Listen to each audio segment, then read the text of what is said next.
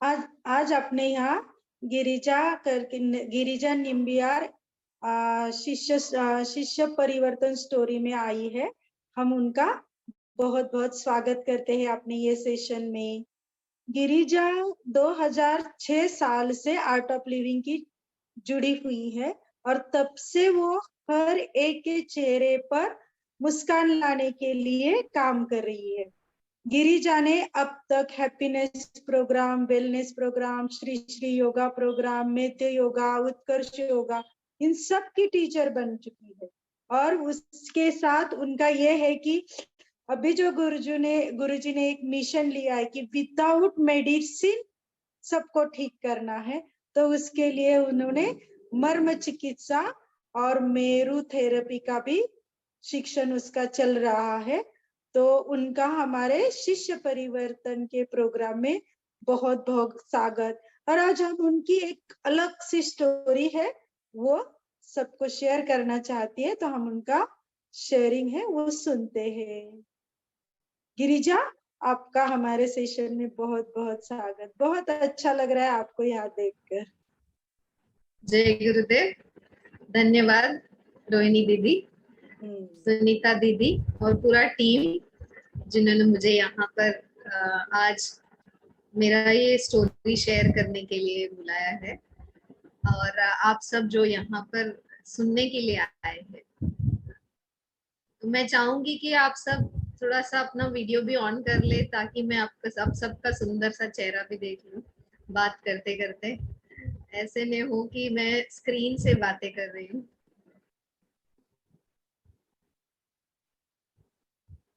Okay, जय गुरुदेव everyone, जय गुरुदेव।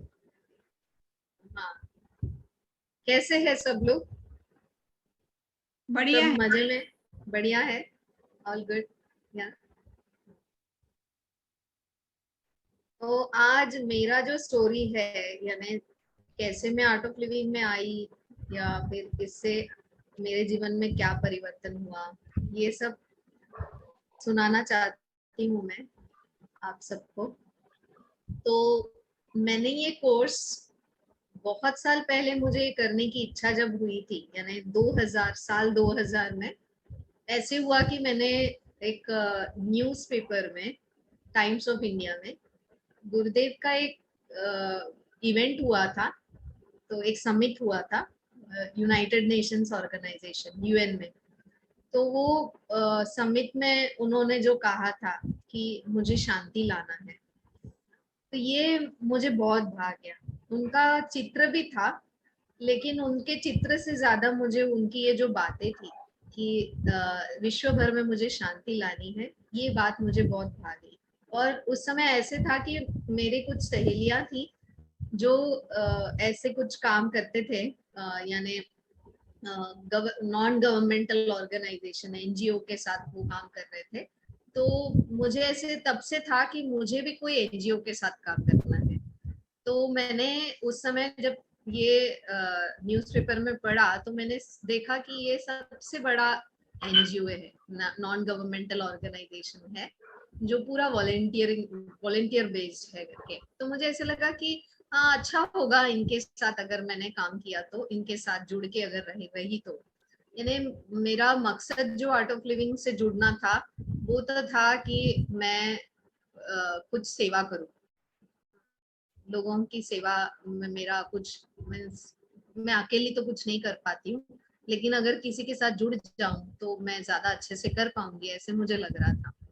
उस समय में मैं जब ढूंढने के लिए निकली तो मुझे कुछ, यहाँ पर मैं गई सेंटर में, मैं जहाँ रहती हूँ, मैं अंबरनाथ में रहती हूँ, तो वो सेंटर मुझे 2-3 बार तो ताला ही मिला।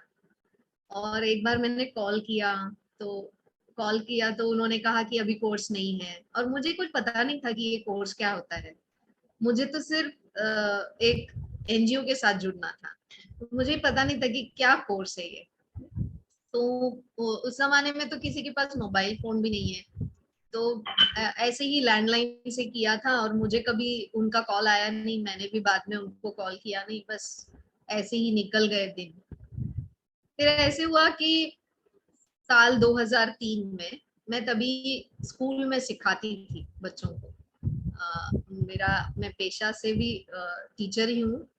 ये आर्ट ऑफ लिविंग के टीचर के अलावा मैं कॉलेज में अभी पढ़ाती हूँ, लेकिन उस समय पे मैं स्कूल में पढ़ाती थी।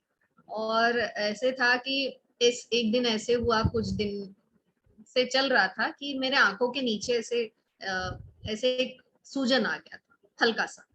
जैसे हम बहुत ज्यादा सो गए तो कैसे होता है ना, बस उतना ही था। लेकिन वो कभी कम ही नहीं हुआ।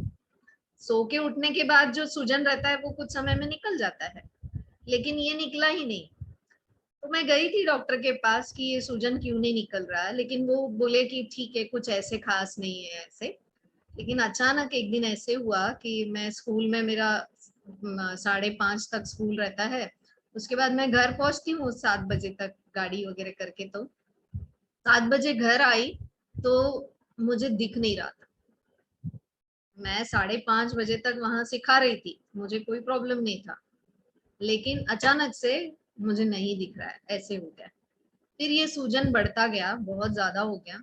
बहुत सारा ट्रीटमेंट किया, अलग अलग तरीके से। डॉक्टर को अलग अलग बीमारी लगी तो उन्होंने अलग अलग दवाइयां दी। पहले लगा उनको कि मम्स है, क्योंकि मुझे पूरा सूजन था, यहाँ भी सूजन था। उनको लगा मम्स है, तो मम्स का ट्रीटमेंट दिया। फिर ब्लड टेस्ट किया तो पता चला कि मलेरिया है, तो उन्होंने मलेरिया का ट्रीटमेंट शुरू किया। फिर ऐसे करते करते बहुत सारा ट्रीटमेंट होता गया, लेकिन क्या है बीमारी ये पकड़ में नहीं आ रही थी। फिर ऐसे किसी डॉक्टर को ऐसे लगा कि शायद से ये कोई एक ऑटो इम्यून डिजीज है। तो इसका नाम है सिस्टेमिक ल्यूपस एरिथेमेटस। ये है क्या, उनको एक ऐसे डाउट होने लग गया। तो उस दिशा में सब टेस्ट वगैरह करवाने लग गए। फिर बाद में पता चला कि हाँ वही है, ऐसे कंफर्म हो गया। लेकिन तब तक ऐसे हो गया था कि मेरे आंख सूज सूज कर, ये जो आंखों के अंदर से जो आईबॉल है ना, वो ऐसे बाहर लटकने लग गए थे। इतना सूजन हो गया था कि ये सारा पूरा आंख बाहर ऐसे आने लग गया था। नाक के अंदर भी ये इफेक्ट हो गया था। पूरा सिस्टमिक है। सिस्टमिक यानी क्या, हर सिस्टम को बिगाड़ देता है ये बीमारी। तो नाक भी सूज गया था, और मुंह के अंदर पूरे छाले हो गए थे, पूरे स्किन में रैशेस होने लग गए थे, पूरे बाल मेरे झड़ गए थे, बहुत सारा बाल था मुझे, एकदम घना घना। केरला की हूँ मैं, तो केरला के लोगों के बाल बहुत अच्छे होते हैं, मेरे भी बहुत अच्छे बाल थे, बहुत ज्यादा ऐसे मोटे मोटे और लंबे थे। और मैं अचानक से इस बीमारी के कारण एकदम टकली हो गई थी। ऐसे इतना इतना इसका इफेक्ट था कि बीमारी का अंदर से ऑर्गेन्स भी इफेक्ट हो गए। लंग्स हुआ, हार्ट इफेक्ट हुआ, लिवर, किडनी, बोन भी, हड्डियां भी मेरी सब इफेक्ट होने लग गए। इतना ज्यादा दर्द हो रहा था कि मुझे तभी पता चला कि हमारे हड्डी में कितने सारे गैप्स, जो भी जितने भी हड्डियों का जॉइंट्स होता है ना, ये जैसे कि देखो ये हमारी ऐसी उंगली है, तो देखो यहाँ पे एक जॉइंट है और यहाँ पे एक जॉइंट है ना। हाँ, तो इतना माइन्यूट जॉइंट्स भी मुझे तब पता चला कि ये सब जॉइंट्स हैं हमारे बॉडी में, क्योंकि हर एक चीज दुख रहा था मेरे शरीर में। और एक दिन ऐसे हुआ कि कुछ तो ऐसे होता था कि मैं लेटू तो ऐसे इलेक्ट्रिक शॉक जैसे जाता था, क्योंकि वो बीमारी ने नर्वस सिस्टम इफेक्ट करना शुरू कर दिया था। तो उसके वजह से ऐसे शॉक लगेगा तो कैसे होता है, वैसे पूरे शरीर में जा रहा था। और अगर मैं खड़ी रहूं तो भी मुझे ऐसे ही हो रहा था, लेटू तो भी ऐसे ही हो रहा था। ऐसे हुआ कि मैं रात भर सो नहीं पा रही थी। मैं लेट ही नहीं सकती है, सोएगी कैसे, नींद ही नहीं आ रहा है, लेट भी नहीं सकती हूँ। ऐसे सिचुएशन, यानी हर तरह से ये बीमारी ने मेरे सारे के सारे ऑर्गन्स इफेक्ट कर लिए थे। और यहाँ मुंबई में सबसे बड़ा हॉस्पिटल है, लीलावती हॉस्पिटल, वहां पर मेरी ट्रीटमेंट चल रही थी। और वहाँ सारे डॉक्टर्स आए थे, क्योंकि हर ऑर्गन के लिए अलग अलग डॉक्टर होता है। हार्ट का कोई अलग होता है, लंग्स लिवर के लिए अलग होता है, किडनी के लिए अलग होता है, बोन का अलग होते हैं, आंखों का ना, ये सब लोग अलग अलग सारे डॉक्टर्स, एक पैनल ऑफ डॉक्टर्स मेरे सामने। और मेरे फैमिली को उन्होंने पूरा गारंटी के साथ बताया कि इनके शरीर में जितना नुकसान हुआ है ये कभी भी बदल नहीं सकता, ये ऐसा ही रहेगा। हम कोशिश करेंगे कि ये और ज्यादा ना बिगड़े। इसका भी हमें कोई गारंटी नहीं है, क्योंकि हम जो दवाई देने वाली है वो कोई ज्यादा असर नहीं करने वाली है, क्योंकि इस बीमारी के लिए अभी भी कोई खोज नहीं हुआ है, तो पता नहीं कि ये काम करेगा या नहीं करेगा। तो उनका लेकिन एक पूरा विश्वास था कि अब जितना बिगड़ा है वो तो बिगड़ ही गया है, वो कभी सुधर ही नहीं सकता। तभी भी हमने ट्रीटमेंट तो शुरू कर दिया, उन्होंने मुझे स्टीरॉइड्स पे शुरू कर दिया मेरा ट्रीटमेंट, और बहुत सारी दवाइयां थी, 15-20 गोलियां मैं खाती थी दिन में। धीरे धीरे से 1 महीने के बाद ऐसे मानो कि ये कोई चमत्कार ही हो गया था, कि मुझे आंखों की रोशनी फिर से मिल गई और बाकी के मेरे ऑर्गेन्स भी ठीक होने लग गए। लेकिन मैं दवाइयाँ कंटिन्यू करना पड़ रहा था। मुझे मुझे उन्होंने बताया कि आपको ये जिंदगी भर के लिए लेना है। तब तो मुझे ऐसे लगा कि ऐसे जिंदगी भर बोलने के लिए जिंदगी लंबी है ही नहीं, जिसका सारा ऑर्गेन्स गया है उसको कौन सी बड़ी जिंदगी लंबी रहेगी। तो मुझे लगा कि ठीक है, कुछ ही दिन खाना पड़ेगा ये सारा, ऐसे लग रहा था। लेकिन जैसे ही आंखों के रोशनी आने लग गई, फिर धीरे धीरे से सब कुछ ठीक हो गया। लेकिन उन्होंने कहा दवाइयां बंद नहीं कर सकते, क्योंकि मेरे जो ब्लड टेस्ट है, वो ब्लड टेस्ट में हमेशा मेरा वो रिपोर्ट्स कभी भी नॉर्मल नहीं है।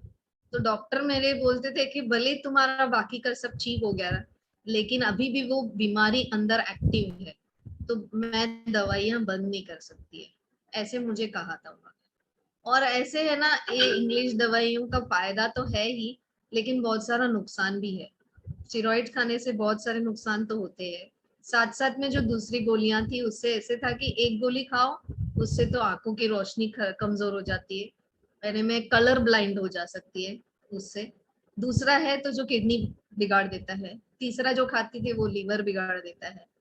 ऐसे मुझे हर महीने में ब्लड टेस्ट करना पड़ता था, ये चेक करने के लिए कि मेरा लीवर किडनी सब नॉर्मल है। और आईज का टेस्ट कराना पड़ता था मुझे हर 3 महीने में, ये चेक करने के लिए कि मेरी आंखें अभी भी सही सलामत है, क्योंकि ये दवाइयों का असर इस ऑर्गेन्स पे होती है इसीलिए। तो ऐसे बाद में तो नौकरी वगैरह तो करना शुरू भी कर दिया था, लेकिन पूरा लाइफ ऐसे था कि डिपेंडेंट है, सब मेडिसिन के ऊपर डिपेंडेंट है। और तब ऐसे हुआ कि मैंने स्कूल के जॉब भी छोड़ दिए 2005 में। तो मेरे भाई ने कहा तो तुझे तो कुछ आर्ट ऑफ लिविंग का कुछ करना था ना तभी, तो तू अब ढूंढ ना कहाँ वो है। तो ऐसे हुआ कि 2006 में मेरे ही एक कोई फैमिली फ्रेंड है, वो बैंगलोर से यहाँ आकर वो कोर्स ले रहे थे। उनके मम्मी ने कहा कि मेरा बेटा आ रहा है, तो आप करोगे क्या मेरे भाई के लिए। लेकिन मैंने कहा भाई तो बहुत बिजी है, मैं कर लेती हूँ। ऐसे मैंने उनका कोर्स जनवरी 2006 में ज्वाइन किया। और वो दिन भी ऐसे था ना कि जिस दिन मेरा दांतों का ऑपरेशन हुआ था, तो पूरा एक साइड ऐसे सूज गया था। तो ये जो मुझे रजिस्टर करने के लिए आए, मुझे बोले कि तू अपना दांतों का जो अपॉइंटमेंट है उसको आगे कर दे। मैंने कहा यार, एक दिन मुझे उन्होंने लिटाया भी था ऑपरेशन के लिए, और जैसे ही उनको पता चला कि ये लूपस पेशेंट है, बोले कि उठो उठो, आप जाओ, आपका डॉक्टर का जब तक हमें लेटर नहीं मिलेगा तब तक हम आपको हाथ भी नहीं लगाएंगे। तो मैंने कहा यार, लूपस पेशेंट इतना डेंजरस है क्या आपके लिए? बोला हाँ, बहुत डेंजरस है, आप लोगों को हाथ नहीं लगा सकते, कुछ हो गया तो पता नहीं, इसके लिए आपका जो डॉक्टर ट्रीट कर रहे हैं उनसे परमिशन लो। ऐसे मुझे हाथ जोड़ जोड़ के मिला हुआ दिन था। तो मैंने कहा अब मैं और नहीं कर सकती हूँ, तो मुझे ये दिन ऑपरेशन कराना ही है। मैं वो ऑपरेशन करके आई थी और ऐसे सूझ गया था। लेकिन आपको पता है ना, हमारे कोर्स में टीचर दूसरे दिन सुदर्शन क्रिया के बाद बोलते हैं कि सारी दवाइयां बंद, जो भी आप नई दवाइयां ले रहे हैं वो बंद। और मेरा ऐसे हुआ था कि ये दांतों के ऑपरेशन के लिए उन्होंने मेरे जो पहले वाली दवाइयां थी, 15-20 गोलियां मैं खाती थी, उन्होंने वो बंद करवा दिया था ये ऑपरेशन के लिए। और अभी ये उन्होंने टीचर ने मुझे कहा कि नई दवाइयां नहीं लेनी है, अब मेरे लिए ये जो एंटीबायोटिक्स है दांतों का, ये नई दवा है, वो तो मैं पहले से नहीं ले रही हूँ। तो मैंने वो भी बंद कर दिया। तो ऐसे ऐसे हुआ। एक हफ्ते के बाद मैं फिर से गई अपने दांत दिखाने के लिए। तो वो डॉक्टर दांत देख के बोलते हैं, वाह कितना अच्छा हीलिंग हुआ है। और मैंने उनको ये भी नहीं बताया कि आपका कोई एंटीबायोटिक्स मैंने खाया नहीं।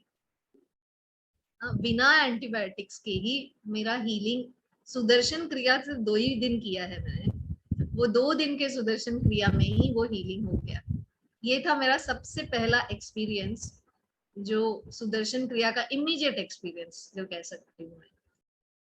बहुत साल के बाद जब धीरे धीरे मैंने कोर्सेस करने लग गए, पहले तो डीएसएन कोर्स किया मैंने, और डीएसएन कोर्स के बाद मेरे 1-2 दवाइयां बंद हो गई। उसके बाद मैंने, टीचर ने ये एडवाइस किया था कि 4 एडवांस कोर्स करना है, नए नए लोग जो भी है वो 4 एडवांस करना चाहिए पहले साल में। तो मुझे मन में आया कि मैंने भी करना चाहिए, ऐसे मैंने साल में 4 कर दिया, और हर एडवांस कोर्स के बाद मेरी दवाइयां कम होती गई। बंद नहीं किया, क्योंकि मैंने गुरुदेव को बहुत बार कहते हुए सुना है कि डॉक्टर की सलाह से ही दवाइयां बंद करेंगे। तो मैं डॉक्टर की सलाह के इंतजार में ही थी। डॉक्टर ने मेरी दवाइयां कम कर दी, स्टेरॉइड्स भी बहुत कम कर दिया। उन्होंने कहा कि पहले मुझे वो कहते थे कि क्या करती है तू, मैंने 2-3 बार कहा कि मैं तो झुंझुनवाला कॉलेज में पढ़ाती हूँ। हाँ वो तो मुझे पता है। 2-3 बार पूछा तो मैंने कहा कि मैं ना आर्ट ऑफ लिविंग का कोर्स कर चुकी हूँ और उसका मैं नियमित अभ्यास करती हूँ। बोलती हाँ यही मुझे जानना था, कुछ तो और करती है जिसकी वजह से तुझे दवाइयां कम कर रही है मैं तेरी, और तेरी जो सेहत है वो बहुत अच्छी हो रही है। भले ब्लड टेस्ट मेरा तभी भी गड़बड़ी रहता था, ब्लड टेस्ट मेरा दिखाता था कि अभी ये हॉस्पिटल बेड में सोना चाहिए, लेकिन मैं अपना घूमती रहती थी अच्छे से। तो ये सुदर्शन क्रिया का ही कमाल था, इसके लिए वो मुझे पूछ रही थी कि क्या करती है तू। तो ऐसे करते करते अभी 2018 में उन्होंने मुझे कहा कि स्टेरॉइड्स भी बंद कर दो, वो भी खाने की जरूरत नहीं है। अभी फिलहाल मैं कोई भी दवाइयां नहीं खा रही। जो उन्होंने मुझे कहा था एक जमाने में कि आपको ये जिंदगी भर लेना पड़ेगा, आज ऐसे है कि मैं कोई दवाइयां नहीं ले रही हूँ, एक भी नहीं। हाँ, तो ये इसका सब जो ये सब हुआ क्यों है, क्योंकि सुदर्शन क्रिया का रेगुलर प्रैक्टिस। 2006 में मैंने जो सुदर्शन क्रिया सीखा है, आज तक मैंने एक भी दिन सुदर्शन क्रिया छोड़ा नहीं। रोज करती हूँ, रोज प्रैक्टिस करती हूँ। और एडवांस कोर्स जितना भी हो साल में 2 तो मिनिमम करती हूँ, उससे ज्यादा हो तो वो भी कर लेती हूँ। 3-4 साल में जितना भी हो सके उतना कर लेती हूँ। तो इसके वजह से ही आज ये सिचुएशन आया है कि मुझे कोई दवाइयों को मीन्स उसके ऊपर डिपेंडेंट नहीं हूँ मैं। और भी मैंने कुछ आयुर्वेदिक किए आंखों के लिए, ताकि मैं अपने आंखों में और ज्यादा कुछ प्रॉब्लम्स ना हो, इसके लिए नहीं, प्रिवेंशन के लिए। आयुर्वेदा जनरली प्रिवेंशन के लिए बहुत अच्छा है, तो इसके लिए मैंने किया था। तो ये हुआ कि मेरा नंबर भी कम हो गया। वो डॉक्टर मुझे बोले थे कि नंबर आपका कम नहीं होगा, क्योंकि आप उम्र क्रॉस कर चुके हैं। छोटे बच्चों के केस में नंबर कम हो जाता है, लेकिन बड़ों के केस में नहीं होता है। मैंने कहा कोई बात नहीं, मुझे नंबर वगैरह कम करने की कोई इच्छा नहीं है, आप बस ट्रीट कर दो मुझे। ये 7 दिन 21 दिन जो भी है वो मैं कर लूंगी। तो ऐसे हुआ कि मेरे नंबर ऐसे 2 बार मैं किया तो 2 बार मेरा कम होता गया। तो ये इतना अच्छा जो सब मीन्स लाइक क्या बोलते हैं ना, अगर सुदर्शन क्रिया के साथ साथ हमने कोई भी जो दूसरे जो भी मोडालिटीज है ट्रीटमेंट के वो अपनाया, तो उसका रिजल्ट भी बहुत बढ़िया रहता है। और अभी कुछ दिनों से मैंने मर्मा चिकित्सा सीख लिया, और मेरू चिकित्सा अभी सीख रही हूँ। तो मेरू चिकित्सा जब सीखने गई थी तो मेरे ऊपर बहुत सारे लोगों ने प्रैक्टिस किया था, मेरे फ्रेंड्स, हम एक दूसरे के ऊपर प्रैक्टिस करते थे। तो शायद उसका भी असर होगा कि मेरे लाइक मुझे अभी, नहीं तो ऐसे होता था कि सुबह उठा के नहीं पहले मुझे चश्मा चाहिए। अभी ऐसे है कि मैं कब जब कॉलेज निकलने के लिए बाहर निकलती हूँ तब ऐसा लगता है कुछ एक कमी है, क्या है, याद करती हूँ और फिर चश्मा लगाती हूँ, अरे हाँ चश्मा नहीं लगाया है। यानी इतना मुझे क्लैरिटी से दिखने लग गया है अभी। तो ये सब बिकॉज ऑफ सुदर्शन क्रिया, और ये सारे जो टेक्निक्स हम लोग आर्ट ऑफ लिविंग में अवेलेबल है, प्लस जो आयुर्वेदिक मेडिसिन अवेलेबल है, ये सब के वजह से ही हुआ है।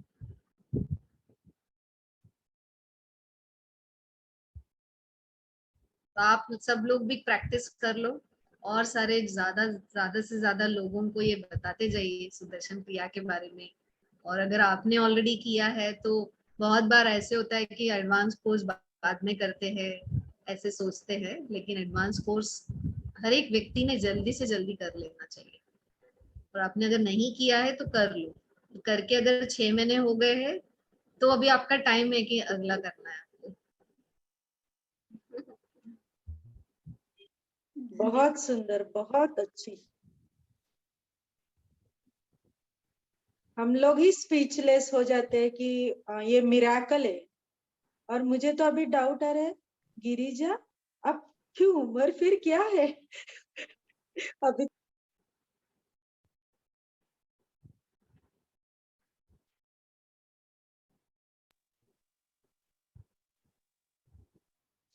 बहुत अच्छा लगा आपकी स्टोरी सुनकर, और बहुत इंस्पायरिंग है आपकी स्टोरी। जो भी ये स्टोरी देखेगा सुनेगा तो 100% उनको ये लाभ हो जाएगा कि आगे बढ़ने के लिए, है ना? हाँ दीदी, आपने आयुर्वेदिक कहाँ पे किया? मैंने आयुर्वेदिक ट्रीटमेंट आश्रम में किया था। हाँ हाँ। आश्रम में ही ये आइस के लिए जो ट्रीटमेंट था वो आश्रम में जाकर ही किया था। हाँ। उन डॉक्टर का नाम डॉक्टर पद्मलोचन ना? जी पद्मलोचन जी के पास जब मैं गई थी तो उन्होंने कहा था कि स्टेरॉइड्स बंद करना पड़ेगा। हाँ।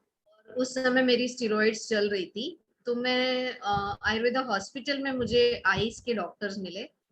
तो वहाँ वो डॉक्टर्स ने मुझे, उन्होंने कहा कि ठीक है लेकिन आपको शायद कोई असर नहीं होगा, उन्होंने पहले ही बता दिया था, लेकिन असर तो हो गया। तो वहां पे पूरा पंचकर्मा पंचकर्मा का से है। हाँ ट्रीटमेंट हाँ। पूरा दिया उन्होंने, अभ्यंगा था, तो हाँ हाँ। उसकी वजह से सब बहुत डिफरेंस आ गया।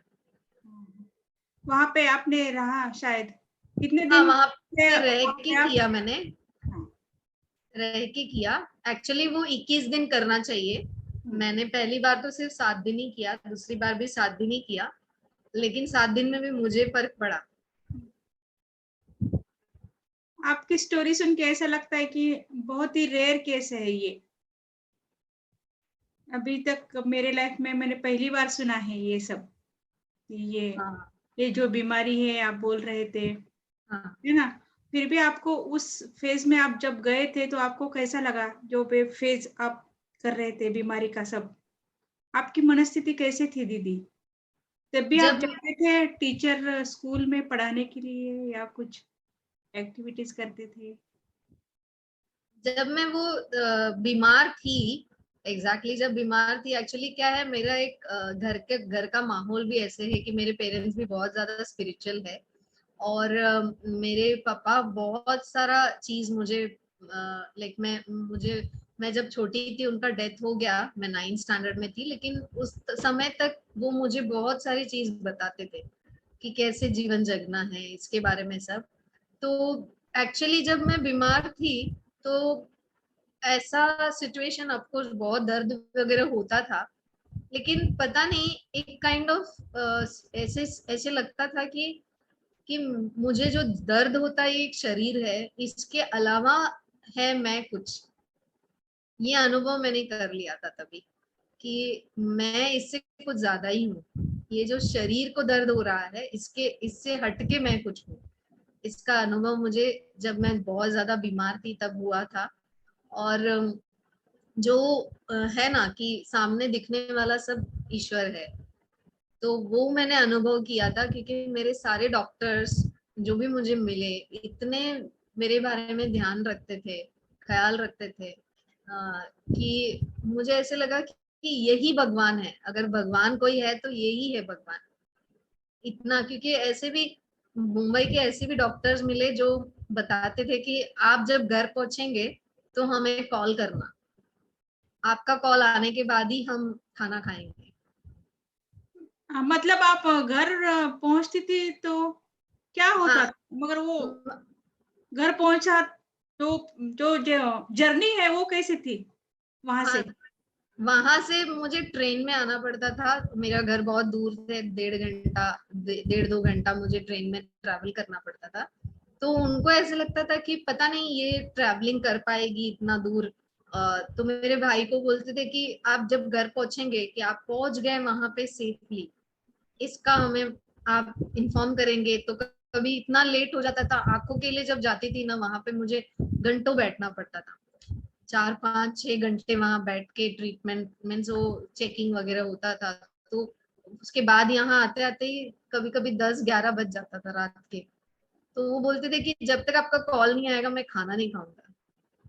तो मुझे ऐसे लगता था कि ये तो डॉक्टर को मैंने कभी देखा नहीं है, अब मुझे तो दिख भी नहीं रहा है कि कौन है मेरे सामने, लेकिन वो इतने मेरे बारे में ख्याल रख रहे थे। तो ऐसे मुझे बाद में ऐसे फिर फील होने लग गया कि कहते हैं ना कि गुरु हमारे जीवन में बहुत पहले से ही रहते हैं। तो ये गुरु की उपस्थिति जो है उसका अनुभव मैंने पहले से ही कर दिया था, सच है। कि मुझे ऐसा लगा कि कोई है जो मुझे हमेशा मेरे हाथ पकड़ रहे हैं, मुझे संभाल रहे हैं। उनका रूप अलग अलग है, लेकिन कोई है जो, एक शक्ति है जो हमेशा मुझे संभालते जा रहे हैं। वो जो गुरुदेव के जो टीचिंग्स है ना, ऑलमोस्ट मैंने सारे बीमारी के समय में मैंने कर लिया था, एक्सेप्टेंस वाला, विरोधाभासी एक दूसरे के पूरक है, ये सब चीज मैंने पूरा अनुभव कर लिया। और उसके बाद जब कोर्स किया तो ऐसे लगा हाँ ये तो सब मैंने एक्सपीरियंस कर लिया, बस एक बच गया था सुदर्शन क्रिया। हाँ, क्योंकि आपका माहौल ही ऐसा था ना, स्पिरिचुअल था, हाँ, तो उससे बहुत बल मिला आपको। डेफिनेटली। अगर स्पिरिचुअल नहीं रहता था तो शायद में भी आप इतना स्टेबल नहीं रह पाती करेक्ट। जितना कि उस टाइम में आप रह गई। और टीचर कैसे बने फिर? इतना टीचर बनने के लिए तो बहुत सारा आत्मविश्वास, सेवा, करेक्ट। कोर्स ऑर्गेनाइजेशन करना, हेल्थ एंड हैप्पीनेस लेना, ये सब करना पड़ता है। यस। तो वो जर्नी बताइए। एक्चुअली मैं ना 2006 में जनवरी में जब कोर्स किया, उसके बाद आज भी मैं अपने आप को पूछती हूँ कि मैं उसी समय से, उसी महीने से मैं रोड पे खड़ी रहती थी लोगों को बताते हुए कि कोर्स करो। आज भी मैं सोचती हूँ कि मैंने इतना जल्दी क्यों शुरू किया। अभी मेरे लाइफ में कोई फर्क आया नहीं है उसके बारे में, फिर भी मैंने इतना जल्दी लोगों को क्यों बोलना शुरू किया, ये मेरे लिए अभी भी क्वेश्चन है। तो मैं ना, पता नहीं, शायद मुझे वही तो था, मेरा लक्ष्य वही था कि मैं लोगों की सेवा करूं। मैंने आपको कहा ना, मुझे ज्वाइन करने के लिए रीजन ही ये था कि मुझे एक एनजीओ ज्वाइन करना है। वहां जाके पता चला कि यार इसमें तो बहुत सारी चीज बोनस मिल गए, गुरु मिल गए, एक में एक फ्री जैसा। हाँ, और योगा प्राणायाम ध्यान ये सब मिल गया, ये सब एडिशनल था मेरे लिए। फिर ये मेरे जो साथ में थे फ्रेंड्स, उसमें से एक मेरे साथ हमेशा रहती थी, उसके साथ ही मैं सेवा भी करती थी। तो उसने मुझे 1 साल के बाद, मेरा आर्ट ऑफ लिविंग में 1 साल हुआ था, तो तब तक उसने मुझे कहा कि अभी हम लोग टीटीसी का फॉर्म भरते हैं। और मैंने 4 एडवांस कर लिए थे 1 साल में, मैंने कहा ना 1 साल में मैंने 4 किया था। लेकिन वो 4 करने का मुझे, मेरा मकसद कुछ और था, कि ब्लेसिंग कोर्स करना है मुझे, कि जिसको भी सामने कोई अगर दर्द, कोई परेशान है, तो उसको अगर छू कर अगर उसका दर्द थोड़ा कम कर सके तो बहुत अच्छा बात है ये, ऐसे मुझे लगा। और मैंने 4 एडवांस कोर्स कर लिए थे वो करने के लिए। तो इसने मुझे कहा कि अगर तू फॉर्म नहीं भरेगी तो मैं भी नहीं भरूंगी। तो ये तो बहुत साल से थी आर्ट ऑफ लिविंग में, तो मुझे लगा कि मेरे वजह से इसको क्यों नुकसान होना, एक फॉर्म भरने में क्या है। तो मैंने इसे फॉर्म भर दिया उसके साथ। मुझे लगा टीचर बता देंगे उसको कि ये अभी नहीं है आर्ट ऑफ लिविंग में, तो तुम चली जाए ना, इसको भी थोड़े दिन सेवा करने के लिए मौका देते हैं, फिर इसको छोड़ते हैं ऐसे। मुझे लगा टीचर उसको समझा देंगे, लेकिन मेरे टीचर ऐसे थे कि उन्होंने बस साइन कर दिया, बोला हाँ तो इसमें भी अच्छी है उसमें भी अच्छी है करके साइन कर दिया। ऐसे में टीटीसी उस समय पे 2 सेक्शन में होता था, 15 दिन का, 2 टीटीसी 1 टीटीसी 2। तो तो वो 15 दिन के लिए मैं जब गई, तो वहां पर ये सहेली भी तो साथ में थी। तो मेरी टीचर थी सेजल दीदी। हाँ, तो सेकेंड टाइम में जब हम लोग गए तो सेजल दीदी थी, और फर्स्ट टाइम में जब हम गए तो विक्रम भैया थे। तो सेकेंड टाइम पे भी मेरी ये सहेली साथ में ही थी। हम लोग 2007 में कोर्स किया था, उसके बाद 10 में हमने टीटीसी फेज 2 किया। तो फेज 2 में भी वो भी थी। तो सेजल दीदी ने ऐसे बीच में हम लोगों को वो सेशन हो रहा था कि जिनको भी यस प्लस टीचर बनना है तो उनके लिए अलग 5 दिन का कोर्स था। तो बोले कि वो सब उधर जा सकते हैं। तो मैं गई नहीं। तो मुझे ऐसे लगा कि शायद दीदी मुझे पूछेगी अभी, क्यों नहीं गई। तो मैंने इसको बोला कि अभी दीदी मुझे पूछने वाली है, यस प्लस ट्रेनिंग के लिए क्यों नहीं गई। तो फिर ऐसे ही हुआ, दीदी ने पूछा। उसने मुझे कहा तुझे कैसे पता चला कि दीदी पहले पूछने वाली है। मुझे लगा मुझे ऐसे कुछ ऐसे इंट्यूशन हुआ। तो फिर दीदी ने पूछा तो मैंने कहा कि दीदी मैं ऐसे मेरी सेहत अच्छी नहीं है, तो ये जो कोर्स होता है यस प्लस वाला, इसमें बहुत ज्यादा एनर्जी चाहिए यंग स्टूडेंट्स के लिए। तो बोले कि तुम्हें बच्चे पसंद नहीं है। मैंने कहा नहीं, मैं यही उम्र के बच्चों के साथ हमेशा रहती हूँ, हर रोज मैं इनके साथ ही रहती हूँ, तो मुझे पसंद तो है लेकिन मैं इनके साथ ये कोर्स नहीं ले सकती है। तो दीदी ने कहा कि अगर तुम यस प्लस नहीं सिखा सकती है तो तुम बेसिक कोर्स भी नहीं सिखा सकती हो। तभी इसको बेसिक कोर्स करके जानते थे, अभी जो हैप्पीनेस है। तो मैंने कहा हाँ, जो एनर्जी चाहिए उतनी एनर्जी मेरे में है ही नहीं ऐसे। तो मेरी फ्रेंड डर गई, बोली कि ये टीचर नहीं बनेगी तो हाँ। तो वो एकदम बोल रही कि नहीं नहीं, ये मेरे साथ सेवा करती है, बहुत सेवा में रहती है, हम दोनों साथ में ही सेवा करते हैं, बहुत एक्टिव है ऐसे। फिर दीदी ने मुझे कहा कि अच्छा ठीक है, तुम पूरा सुनाओ तुम्हारी स्टोरी। फिर मैंने ये जो स्टोरी मैंने आपको सुनाई, ये सब मुझे भी सुनाना पड़ा वहां पर। तो वो सब सुने और उसके बाद बोली ठीक है, मैं गुरुदेव को पूछती हूँ कि इसका क्या करना है। मैंने कहा हाँ दीदी, क्योंकि ऐसे हुआ था कि उस समय में मैंने अप्लाई नहीं किया था फेज 2 के लिए। मुझे कॉल आया था कि आपको टीटीसी फेज 2 में आना है। तो वो जो फॉर्मेलिटी होती है मेडिकल सर्टिफिकेट सब देने की, वो हुई नहीं थी। मेरे अंदर ऐसे खटक रहा था कि किसी को तो पता नहीं कि मैं बीमार हूँ और मुझे ये जिम्मेदारी दे देंगे ये समझ के कि ये कर लेगी। तो मैं तो झूठ, ऐसे मैंने कुछ झूठ के पीछे कुछ हो रहा है मेरा ऐसे। तो मुझे ऐसे लग रहा था कि ऐसे नहीं होना चाहिए। लेकिन फिर दीदी ने कहा कि मैं अभी जाके ये गुरुदेव को बता दूंगी। ठीक है। फिर वो दूसरे दिन आई और मुझे बोली कि मैंने गुरुदेव से बोली ऐसे तुम्हारी बात, तो गुरुदेव ने कहा कि उसको बना दो टीचर, वो कर लेगी। तो वो जो उनका वो जो दीदी आके जब बताई मुझे, वो वही एक मेरे लिए हिम्मत रहा कि अगर गुरु को मेरे ऊपर विश्वास है इतना कि मैं कर लूंगी तो मैं कर लूंगी। सच्ची में। और कोई बड़े बड़े कोर्सेज तो मैं नहीं कर रही हूँ अपना खुद का, दूसरे दूसरे लोगों का कोर्सेज ऑर्गेनाइज जरूर करती हूँ, लेकिन खुद के कोर्सेज मेरे बहुत छोटे छोटे होते हैं। लेकिन मुझे ऐसे लगता है कि फर्क तो उतना ही पड़ता है, चाहे एक को हो या 1000 को हो। सच्ची में कोर्स बड़ा या छोटा मायने नहीं रखता। गुरुजी भी बोलते हैं ना, अगर एक को भी जरूरत होगी तो ले लेना, तो उसको उतना उस वक्त उसकी जरूरत होती ही है। हाँ, वो कोर्स बड़ा छोटा मायने नहीं रखता। गुरुजी बोलते सिर्फ अपना धर्म निभाओ, चाहे पेड़ को बोलो, पौधे को बोलो या किसी और को बोलो, पर अपना धर्म टीचर का निभाना है। करेक्ट। दीदी और ऐसे भी तो वो कोर्स हमारे लिए होता है, सच्ची में अपने लिए चाहे ही हम होता है। एक को बोले या 1000 को बोले, 1000 को कोर्स तो बोलो, हमारे लिए होता है। वो तो है, वो तो है। तो अब बहुत अलग एक्सपीरियंस रहा आपका, और लगता नहीं कि ऐसे ऐसे बीमारी भी ठीक हो सकते हैं, है ना। तो बहुत बहुत धन्यवाद दीदी आपका, आपने शेयरिंग किया इतना अच्छे से, तो बहुत डिटेल में आपने सारा बताया। तो सुदर्शन क्रिया बाकी सब लोग भी जारी रखे, जैसे दीदी ने आप बताया है। सुदर्शन क्रिया, आयुर्वेदा, ये सब मायने रखता है उसके साथ साथ। तो चलिए अगला सेशन चालू करेंगे। अगला पार्टिसिपेट है आपका गीतांजलि। गीतांजलि, मी तुझं स्वागत करते आपल्या आर्ट ऑफ लिव्हिंग मध्ये, शिष्य परिवर्तन मध्ये।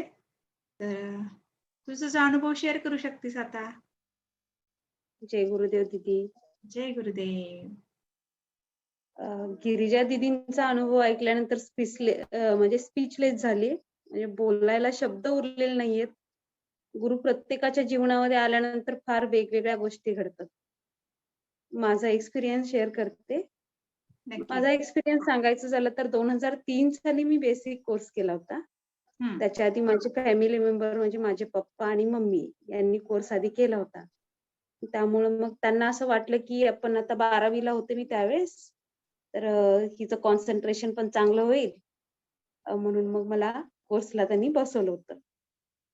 कोर्सला आम्ही इथं ज्यावेळेस गेलो त्यावेळेस आमच्या इथं जास्त टीचर नव्हते, बाहेरून टीचर येऊन कोर्स घ्यायचे. मग पहिलीच क्रिया होती ज्याच्यामध्ये प्रत्येक वेळेस आपण इंट्रोड्यूस करतो ना सगळ्यांना, सगळे पार्टिसिपेट असे थांबलेले असतात आणि आपण म्हणतो, आपलं नाव घेतो, म्हणजे जसं की मी म्हणेन, मी गीतांजली आपलीच आहे. मग हा आपलेपणाचा भाव हा सगळ्यांच्या प्रती जागरूक होण्याची पहिली स्टेप होती. कारण ते वय असतं ना की ज्या वयामध्ये आपण जास्त लांब राहायला बघतो आणि त्याच वयामध्ये तो कोर्स मिळाला ज्यामुळं सगळ्यांच्या प्रती जो आपलेपणा आहे तो हळूहळू आणखीन ग्रो होत गेला. आणि बेसिक कोर्समध्ये भरपूर गोष्टी शिकल्या, जसं की कॉन्सन्ट्रेशन जर आपल्याला वाढवायचं असेल तर आपलं ध्यान हे कायम लागलं पाहिजे आणि ध्यान जर करायचं असेल तर कंटिन्युअस आपण प्राणायाम आणि योगा हे सुरू ठेवलं पाहिजे, हे त्यावेळेस लक्षात आलं. आणि त्यानंतर मग एक स्टेज अशी आली की ज्यावेळेस मग सगळेजण म्हणायला लागले की आपल्या इथं सहज समाधी कोर्स घेऊया. मग सहज समाधी कोर्स म्हटल्यानंतर आणखीन डीप ध्यान लागतं वगैरे असं सगळ्यांच्याकडून ऐकलं. मग चला म्हटलं आपण पण करून घ्यावं. मग सहज समाधीसाठी रजिस्ट्रेशन केलं आणि सहज समाधी कोर्स आम्ही केला. मग रोहिणी दीदी आमच्या इथं आल्या होत्या सहज समाधी कोर्सला, ज्याचा त्याचा मंत्र मिळतो आपल्याला, ध्यानाचा मंत्र. आणि ध्यानाचा मंत्र घेतला आणि कोर्स झाला. कसा कोर्स झाला, काय झाला, या सगळ्या गोष्टी इतक्या इफेक्टिव्ह होत्या. मला तो कोर्स केल्यानंतर एक अनुभव आला की इतके दिवस मी झोपत तर होते, इतके दिवस मी शांत तर होते, पण एक कंप्लीट एक महिनाभर झोप काढून उठल्यानंतर जेवढा फ्रेशनेस येतो ना, तसा फ्रेशनेस मला जाणवला. एकदम फ्रेश झाले होते. आणि त्यानंतर मग सहज समाधी कोर्स झाला. त्याच्यानंतर मग लगेचच ऍडव्हान्स कोर्स आला. मग ऍडव्हान्स कोर्स साठी मग सगळेजण तसेच मग पुढे कॅरी आउट झालो आम्ही आणि एक नातं तयार झालं. बेसिक पासून ऍडव्हान्स पर्यंत सगळेजण एकत्र होते आणि त्याच्यानंतर नित्यप्रज्ञांचा सत्संग हा मेरुमणी. आणि त्या सत्संगमध्ये अशी नित्यप्रज्ञांचा असा एक छापच होती की त्यांचा आवाज इतका गोड होता की तो अगदी आतमध्ये भिडायचा. आणि पन्हाळ्याला सत्संग झाला होता त्यांचा आणि त्या सत्संगमध्ये आम्ही गेलो होतो. पण त्यावेळेस जाऊन त्यांना भेटावं, हे लांबून दर्शन घेणं हे ठीक आहे, पण त्यांच्या जवळ जावं असं वाटायचं, पण इतकी गर्दी असायची की जवळ त्यांना जाऊन दर्शन घेणं हे काही पॉसिबल नव्हतं. सेकंड सत्संग होता त्यांचा गणपतपुळ्याला, त्यावेळेस पण आम्ही सगळेजण गेलो, कारण भेटायचंय जवळून, ऋषीजींना बघायचंय म्हणून. आणि त्या सत्संगमध्ये काय झालं मला कळालं नाही. सत्संगमध्ये लास्ट त्यांचं गाणं असायचं पुकारलो. ते गाणं झाल्यानंतर आपोआपच डोळ्यातून पाणी यायला लागलं. आणि सगळेजण म्हणतायत, सगळेजण आनंदात होते अगदी, आणि डोळ्यातून पाणी जे यायला लागलं ते पाणी थांबायचं नाव घेईना. मग अगदी दर्शनाला आम्ही गेलो, अगदी गेट जवळ थांबले होते मी. ऋषीजी आले बाहेर आणि तरीही माझ्या डोळ्यातून पाणी गळतच होतं. ऋषीजी म्हटले, आपका नाम क्या है? मला विचारलं नाव काय आहे म्हणून. मला नाव सुद्धा सांगता येईना, एवढी माझ्या डोळ्यातून पाणी येत होतं आणि मी एकदम हे झाले होते. मग ऋषीजींनी डोक्यावरती हात ठेवला आणि बोलले, हा बोलो, आपका नाम क्या है? मग मी म्हंटल माझं नाव गीतांजली आहे आणि मी आता, मग म्हटले क्या कर रही हो अभी, असं विचारलं. तर मग म्हटलं आता BSc ला आहे म्हटलं, सेकंड इयरला, आणि थर्ड इयरला मला केमिस्ट्री ठेवायचं आहे म्हटलं. हा, अब ठीक है, तो कॅरी ऑन, असं म्हटले, हसले आणि निघून गेले.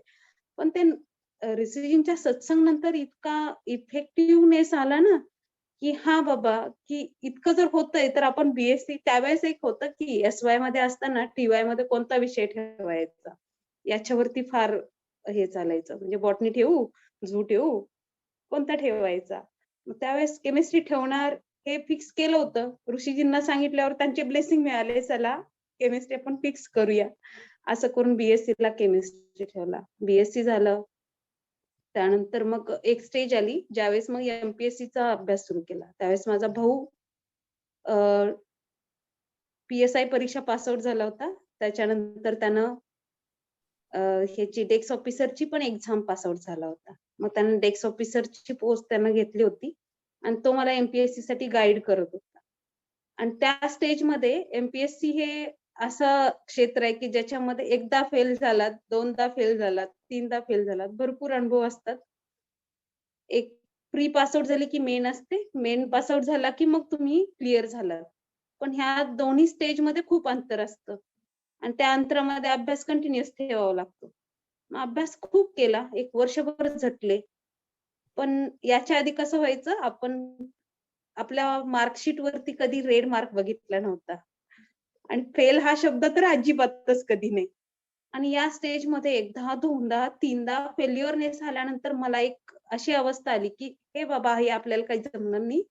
आपण हे सोडून द्यावं. मला आवडतं की टीचिंग व्हावं, टीचर व्हावं आपल्याला आवडतं, तर आपण B.Ed करावं. मी सांगून टाकलं घरात, मला काही MPSC नाही जमणार आहे, मी B.Ed करते. B.Ed करायला म्हणून मी आमच्या सरांना विचारायला गेले. सर म्हटले, आता कसं आहे म्हटले, B.Ed जर करायचं झालं तर मराठी मीडियम पेक्षा इंग्लिश मीडियम मधून करून घे. त्यावेळेस आता आम्ही इकडे जिथं आहोत कोल्हापूर जिल्ह्यामध्ये, इथं शिवाजी युनिव्हर्सिटीच्या अंडर सगळं चालतं. शिवाजी युनिव्हर्सिटीत त्यावेळेस काही इंग्लिश मीडियम मधून B.Ed कोर्स नसायचा. पुणे किंवा मुंबई युनिव्हर्सिटीमध्ये ऍडमिशन. मग चला म्हटलं, आपण पुणे युनिव्हर्सिटीमध्ये ऍडमिशन घेतलं, बारामतीला जाऊन B.Ed केलं. बारामतीत गेले, तिथं पण आमच्या VPच्या कॉलेजमध्ये सगळे कोर्सेस ऑर्गनाइज व्हायचे. YLTP वगैरे कोर्सेस असायचे. पण माझं हे B.Edचं सगळं सुरू असल्यामुळे मला त्या कोर्सेसमध्ये जाता नाही यायचं. पण सेवेला मात्र मी कायम असायची. त्यानंतर मग झालं, मग तिथून आले B.Ed करून. अजून माझं रिझल्ट लागायचंय तोपर्यंतच मला जॉबची ऑफर आली. जॉब जॉईन केला. जॉब जॉईन केल्यानंतर रिझल्ट लागला आणि त्याच्यानंतर एक 8 महिने वर्क केलं, तोपर्यंत लग्न ठरलं. लग्न झालं. लग्नानंतर पहिल्याच वर्षी मला 2 बाळं झाली. ट्विन्स, एक मुलगा, एक मुलगी. सगळं गुरुजींनी दिलेलं आहे आणि खूप छान. म्हणजे मुलासाठी पण कधी वाट बघावी लागली नाही की हा बाबा एक मुलगा आहे तर मुलगीसाठी वाट बघा किंवा मुलगी आहे तर मुलग्यासाठी वाट बघा, असं झालं नाही. सगळ्या गोष्टी अगदी ठरल्यासारख्या, अगदी आखीव रेखीव सगळ्या घडत गेल्या. आयुष्य फार सुंदर झालं. आणि त्याच्या आधी मी लग्न ठरताना माझ्या मिस्टरांना सांगितलं होतं की मला MSc करायची इच्छा आहे आणि MSc मला ऑर्गॅनिक केमिस्ट्री मधून करायचंय. मग त्यांनी होकार दिला होता. मग मला 2 बाळं झाल्यानंतर एक तृप्ती आली होती की बाबा बास, आता काही नाही करायचंय. आता ही माझी बाळं आहेत, यांना सांभाळून मी 5 वर्ष त्यांच्या सोबतच राहीन. मी आता नाही काही शिकणार नाहीये. पण झालं, मिस्टरांनी आदल्या दिवशी मला सांगितलं की दुसऱ्या दिवशी तुझं M.Edची एंट्रन्स आहे आणि पुस्तक आणून दिलं, वाच आणि एंट्रन्सला जायचंय. मी शॉक झाले. मला तर MSc करायचंय, मला MSc करायचं होतं ऍक्च्युअल, आता नाही करायचंय. आता मला माझ्या बाळांना सांभाळायचंय आणि हे म्हणतात की M.Edची एंट्रन्स दे. मी सांगितलं मला नाही करायचंय M.Ed. तर नाही म्हटलं, आता गॅप झालाय बराच, तर तू काय कर, आता M.Ed करून घे. त्यावेळेस M.Ed आणि B.Ed माझं 1 वर्षात झालं होतं. M.Ed सुद्धा त्यावेळेस 1 वर्षाचंच होतं. झालं, गेलो एक्झामला. एक एक्झाम दिली, पास आउट झालो. लगेच M.Ed केलं. M.Ed झालं. M.Ed कम्प्लीट केल्यानंतर परत MSc साठी ऍडमिशनला फॉर्म भरला. त्यावेळेस मुलं मला वाटतं 1 वर्ष 2 महिन्याची अशी होती आणि त्यांना सांभाळत म्हणजे सासूबाई सासरे पाठीमागे सांभाळायचे, मी पण पाठीमागे आल्यानंतर सांभाळून मग घर काम करून मग चालू असायचं सगळं. MSc ला ऍडमिशन घेताना पण हीच अवस्था. मला असं वाटायचं की नको, MSc ला जायचं झालं तर M.Edचं एक ठीक आहे, दुपारपर्यंत कॉलेज आणि त्याच्यामध्ये मग फाईल कम्प्लिशन वगैरे असेल तर मग घरीच थांबावं लागायचं. आणि MSc ला घेतलं तर मग प्रॅक्टिकल असणार, आपल्याला कंटिन्युअस जायला लागणार, मुलांच्याकडे लक्ष देता येणार नाही. मग मी सारखी म्हणायची नको, मला MSc ला तेवढं ऍडमिशन मिळायला नको. त्यावेळेस पण इव्हेंट असा झाला की मी मिस्टर आणि माझी मुलगी आम्ही 3 जण गेलो. मधूनच हायवेवरतीच आमच्या गाडीचं टायर ब्लास्ट झालं. आणि 2 रोड दुभाजक आहेत. रोडच्या पलीकडे गाड्या जाणाऱ्या असतात, अलीकडे येणाऱ्या अशा. आणि मग मला रिक्षा तरी मिळणार कुठून? मग मिस्टर उतरले. त्यांनी माझ्याकडे मुलीला दिलं. पटकन जाऊन पलीकडे उभा राहिले. रिक्षाला अडवलं. त्यांनी घेऊन आले आणि मग अशा अवस्थेमध्ये आम्ही युनिव्हर्सिटीत पोहोचलो. युनिव्हर्सिटीमधून रिसिप्ट काढलं आणि ते रिसिप्ट घेऊन आम्ही ज्या ठिकाणी माझा नंबर होता त्या कॉलेजमध्ये गेलो. तर कॉलेजमध्ये गेलो आणि नंबर बघितला. 3rd फ्लोअरवरती नंबर होता. पाण्याची बॉटल घेतली आणि पळत-पळत मी वरती गेले. 2nd फ्लोअरला गेल्यावर लक्षात आलं, अरे रिसिप्टच घेतलं नाही. रिसिप्ट त्यांच्या जवळ राहिलं. मी पळत-पळत खाली यायला लागले. त्यावेळेस माझ्या मुलीला एका हातात घेऊन, एका हातात रिसिप्ट घेऊन माझे मिस्टर माझ्या मागून पळत-पळत येत होते. आणि त्यावेळेस त्यांच्या डोळ्यामध्ये पाहिलं, अरे बापरे! म्हटलं आता आपल्याला एमएससीची एंट्रन्स पास करावी लागते. आणि झालं. मग एमएससीची एंट्रन्स पण पास आउट झाले. एमएससीला ऍडमिशन भेटलं. एमएससी कंप्लीट केलं. हे सगळं करत असताना भरपूर प्रसंग असे आले की प्रत्येक ठिकाणी चढ उतार होता. आयुष्यामध्ये कधीच असं एकसारखेपणा असा राहिला नाही. आणि कधी-कधी अशी संकट आली की वाटायचं, गुरुजी मला तर तुम्हाला भेटायचं. आणि या दरम्यान काय झालं, मेन म्हणजे या दरम्यान माझी सुदर्शन क्रिया राहून गेली. मुलं झाल्यानंतरचा जो पिरियड होता ना, त्या पिरियड नंतर मी कंटिन्युअस एकतर माझ्या शिक्षण आणि माझी मुलं आणि घरकाम या गोष्टींमध्ये इतकी व्यस्त झाले की क्रिया मला सकाळी करायची आहे, होत नाही. कारण मला सकाळी 6:30 वाजता आवरून डबा करून माझ्या बाळांना सांभाळून मला 6:30ची बस गाठायला लागायची. 6:30च्या बसने मला इस्लामपूरला जावं लागायचं आणि तिथून केआरपी कॉलेजमधून मी एमएससी करत होते. ते एमएससीचं संपलं 4 वाजता की मग मी घरी यायचे. 4 वाजता तिथं सुटायचं, पण 6 वाजायचे. घरी यायला की मग 6 वाजता परत संध्याकाळच्या स्वयंपाकाची तयारी आणि बाळ. त्यामुळं क्रिया सुटत चालली होती. मी मात्र गुरुजींना म्हणायचे की माझं हे जे विसरतंय ते मात्र मला विसरू देऊ नका. कंटिन्युअस मला तुमच्या सोबत राहायचंय. गुरुजी काहीही करा, पण मला तुमच्या सोबत यायचंय. आणि परत तो प्रसंग आला. मग आर्ट ऑफ लिव्हिंगचे टीचर्स हे गुरुजींचं एक मीडियम आहेत असं म्हणतात ते. पण खरं तर त्यांच्यामुळं आपला जो हात पकडला जातो ना गुरुजींचा, डायरेक्ट नाही पण इनडायरेक्ट टीचर्स आपला हात पकडतात. आणि दीदी मला भेटल्या. प्रतिभा दीदींनी मला परत एकदा कोर्समध्ये आणलं आणि परत जे सुरू झालंय त्याच्यामध्ये मग मी व्हीटीपी केला, WLTP केला आणि शिवाय आता WLTP करून मी पवित्राची टीचर पण बनले. Very good. आता पवित्रा कोर्स वगैरे हे सगळं झालं आणि एवढ्या सगळ्या ह्याच्यामध्ये गुरुजी कायम माझ्या सोबत राहिले. त्यांनी माझा हात सोडला नव्हता. मीच माझ्या काही गोष्टी होत्या पर्सनल त्याच्यामुळे मी लांब गेले होते. पण आहे जेवढं आहे ते गुरुजींचं आहे. जे काही आहे मी, माझे आई वडील, माझे टीचर्स आणि गुरुजी. त्यामुळे हा सगळा प्रवास जो आहे तो मी कॅरी आउट करू शकते. जय गुरुदेव दीदी. जय गुरुदेव. खूप सुंदर, खूप छान स्टोरी आहे है ना. तर ह्याच्यामधून एकच वाटतंय की कसे बघा चॅलेंज येतात सगळ्यांना, नो डाऊट. गुरुजी नेहमी सांगते चॅलेंज कोणाला येतात, जे घेऊ शकतो त्याला चॅलेंज येतात. बरोबर आहे ना. अदरवाईज नाही. आपल्याला आपण जेवढं झेलू शकतो तेवढेच आपल्याला चॅलेंज येतात.